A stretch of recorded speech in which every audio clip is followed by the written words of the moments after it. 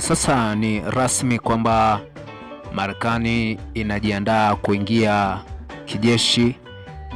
nchini Irani, ambapo ni kwamba Donald Trump ametuma maelfu ya wanajeshi wa majini wa Marekani katika mlango wa bahari ya Hormuz, huku hofu ikitanda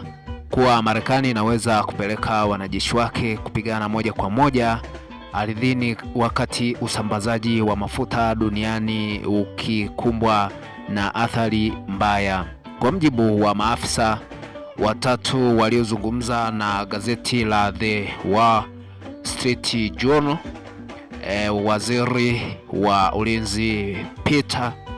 ameidhinisha ombi kutoka kwa United States Central Command na kupeleka kikosi cha wanamaji ambacho kwa kawaida huwa na meli kadhaa za kivita na takribani wanajeshi 5,000. Meli ya kivita ya Marekani ya USS Triple yenye makao yake nchini Japani pamoja na wanajeshi wake wa maji sasa wanaelekea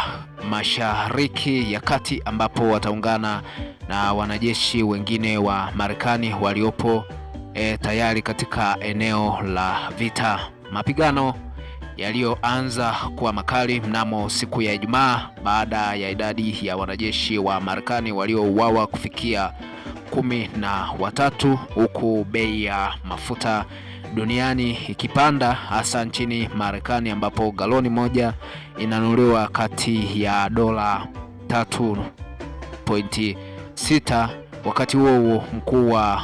usalama wa Irani Bwana Ali Larijani alimkejeli Rais Donald Trump hadharani alipokuwa akipita katika mitaa ya Tehran. Kuongezwa kwa wanajeshi hao kunakuja wakati utawala wa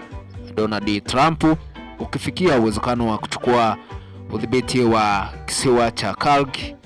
kilicho umbali wa takribani maili 16 kutoka pwani ya Irani katika Persian Gulf, ambapo kisiwa hicho kinashughulikia karibu 90% ya mauzo ya mafuta nchini Irani. Akizungumza na kituo cha Fox mnamo siku ya Ijumaa, Trump alisema kuhusu wazo la kukichukua kisiwa hicho cha Karg, ambapo namnukuu, alisema